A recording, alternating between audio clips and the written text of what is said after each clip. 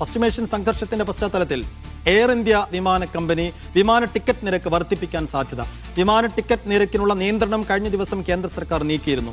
യുദ്ധത്തിന്റെ പശ്ചാത്തലത്തിൽ കഴിഞ്ഞ 3 ആഴ്ചക്കിടെ പശ്ചിമേഷ്യയിലേക്കുള്ള 2500 സർവീസുകളാണ് എയർ ഇന്ത്യ റദ്ദാക്കിയത്. ഈ മേഖലയിൽ വിമാന കമ്പനി ഇപ്പോൾ നടത്തുന്നത് 30% സർവീസുകൾ മാത്രമാണ്.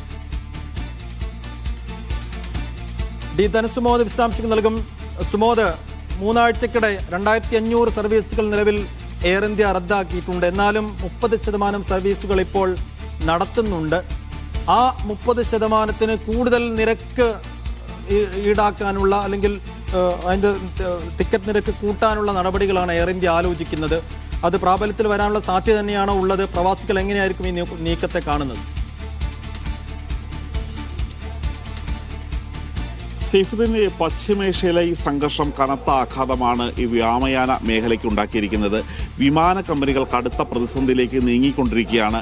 ഇതുമായി ബന്ധപ്പെട്ട റിപ്പോർട്ടുകളാണ് അവരുടെ സിഇഒമാർ പുറത്തുവിട്ടുകൊണ്ടിരിക്കുന്നത്. അതായത് ഇപ്പോൾ സർചാർജ് ഇതിനകം തന്നെ ഏർപ്പെടുത്തിയിട്ടുണ്ട്. പക്ഷേ സർചാർജ് ഇനിയും വലിയ തരത്തിൽ വർദ്ധിപ്പിക്കാനുള്ള ഒരു നീക്കം തന്നെയാണ്. 10 മുതൽ 15% വരെയാണ് സർചാർജ് വർദ്ധിപ്പിക്കാൻ ഉദ്ദേശിക്കുന്നത്. ഇതിന് കാരണമായിട്ടുള്ള കാര്യം വിമാന ഇന്ധനമായ ATFന്റെ വില ഇരട്ടിയോളം കഴിഞ്ഞ ഒരു മാസത്തിനുള്ളിൽ തന്നെ വർദ്ധിച്ചിരിക്കുന്നത്. മാത്രമല്ല, ഇറാൻ തുടങ്ങിയ മേഖലകളിലൂടെ പോകുന്നതിന് പകരം യൂറോപ്പ്, അമേരിക്ക തുടങ്ങിയ മേഖലകളിലൂടെ വിമാനങ്ങൾ സഞ്ചരിക്കുമ്പോൾ സമയം ധാരാളം വേണ്ടിവരികയും ഇന്ധന ചെലവ് വളരെയധികം വർദ്ധിക്കുകയും ചെയ്യുന്നുണ്ട്. ഇതെല്ലാം ഇനി വില ഉയർത്താതെ മുന്നോട്ട് പോകാൻ കഴിയില്ല എന്ന അവസ്ഥയിലേക്ക് എത്തിയിരിക്കുകയാണ്. മാത്രമല്ല, ഇവിടെ മറ്റൊരു കാര്യം കൂടി ശ്രദ്ധിക്കേണ്ടതുണ്ട്. ഇൻഡിഗോ വിമാന സമരം നടന്ന സമയത്ത്, ആ പ്രതിസന്ധിയുള്ള സമയത്ത് കൊച്ചിയിൽ നിന്നും തിരുവനന്തപുരത്തും ഡൽഹിയിലേക്കുള്ള വിമാന സർവീസുകൾ, അതിനുള്ള തുക ഒരു യാത്രയ്ക്ക് തന്നെ ഈടാക്കിയിരുന്നത് 1 ലക്ഷം രൂപയുടെ അടുത്ത് തന്നെ വിമാന നിരക്ക് വന്നിരുന്നു, യാത്രാ നിരക്ക് വന്നിരുന്നു.